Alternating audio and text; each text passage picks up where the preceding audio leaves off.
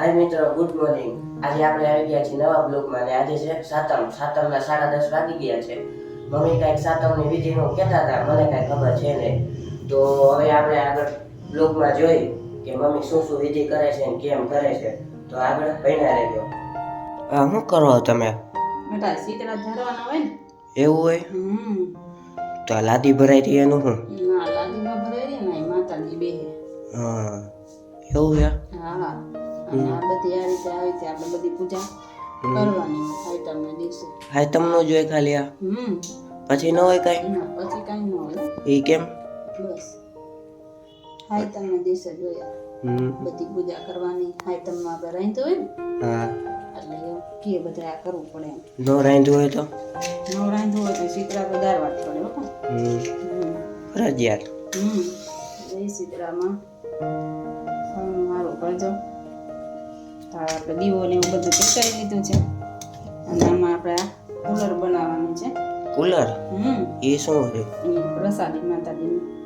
તો આપણે ઘરનું દેશી ઘી લઈ લીધું છે. આ લોટ છે ને? બાજરાનો. હા તો રોટલો નહીં થાય તો? હા તો રોટલા ન ખાવાના હોય ને આપણે આઈટમનું રાંધવું હોય એ જ ખાવાનું હોય બધું. પછી આટલું આપણે આમાં ગોળ નાખી દેશું. એટલે આ જ રીતે આપણે કુલર બનાવવાની હોય. જો બીજું શું કરવાનું પાછું? બીજું પછી આપણે ઉમરા પૂજવાના હોય. પેલા શેતરા ઝારી લઈ પછી ઉમરા પૂજવાના હોય. એમાં શું કરવાનું? એમાં જો હમણાં તને બતાવું. આપણે બ્લોગમાં બન્યા જ રહેજો અને જય સીતારામમાં જરૂર બ્લોગમાં લખજો. હવે જો આ રીતે હે ને ચાળવાનું હોય. ઘણાને આ પણ ખબર ન હોય કે આ શું કરે છે એમ. મને નથી ખબર. નથી ખબર ને તો પછી જો આવી રીતે આમ 5 કૂતા મૂકી દેવાના હોય. બીજી કુલર વધે ને એ બધાને પ્રસાદી દેવાની હોય. એટલે જેટલી ખાવી હોય એટલી જ બનાવવાની હોય. આટલી જોઈએ આપણે ખાલી? પછી બધી પાછા આપણે ગામમાં એક છોકરા રમતા હોય એને દઈ દેવાની હોય. શીતળામાં પ્રસાદી તો બધા લે. અને આવી રીતે જામ ધાર લેવાના. બીજું શું કરવાનું પાછું? બસ કાંઈ નહીં. માતાજીને પગે લાગી લેવાનું અને પછી ગેસની રાખવાની, એની પૂજા કરવાની. ગેસની એની આપણે આઈટમનું રાંધ હોય ને તો જો એના માટે આપણે આ લઈ લીધો છે કપાસ. કપાસ? હા. એ ક્યાં લઈ આવ્યા? એ આપણે વાવ્યું. આ છે ને આ ચૂલો? એમાં વળી શું કરવાનું? એમાં જો તને હમણાં બતાવું શું કરવાનું હોય ને. જો આ કપાસ છે ને એને આવી રીતે આમ રાખી દઈએ. એટલે એમ કે આંબો રોપ્યો એમ કે. બરાબર? આ તો કપાસ છે. એ કપા એ આંબો જ થઈ જાય. હા આવી રીતે રાખી દઈએ એટલે થઈ ગયો. હવે આપણે એને ચાંદલા કરવાના છે. ચાંદલા કર્યા હતા ખરા? એ તો હાંજે કર્યા હતા. ઠાર્યો હતો ને કઈ પછી આ રીતે અત્યારે 5 ચાંદલા કરી દેવાના હોય. અટાણી આ નવી પેઢી ખબર નહીં હોય. હા અત્યારે નો જ ખબર હોય ને આવું કઈ. મને નથી ખબર.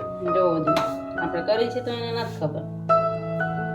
બરાબર. હવે આપણા ચૂલાની પૂજા થઈ ગઈ. આ વિડિયો વધુમાં વધુ શેર કરજો. આગળની જે નવી પેઢી છે ને એને બધાને આ વસ્તુની ખબર પડે કે આ રીતે આપણે કરવાનું છે. તો હજી આપણે તમને બતાવીએ આપણે ઉમરા પૂજન કરવાનું છે એ. અને તમે આના શીતળામાના દર્શન કરી લેજો અને જય શીતળામાં જરૂરથી કોમેન્ટ બોક્સમાં લખજો. આ શું કરો હવે? હવે અહીંયા ઉમરા પૂજન શીતળા સાતમ છે ને ઉમરા પૂજન થાય. જો કે આમ થાય બધા પૂજે જ છે ઉમરા તો. પણ આજ તો મહત્વનું છે ઉમરા પૂજન. અટાણી નવી પેઢી ને એમ થાય કે આ હું કંકુના લીટા કરું. હા કંકુના લીટા નથી.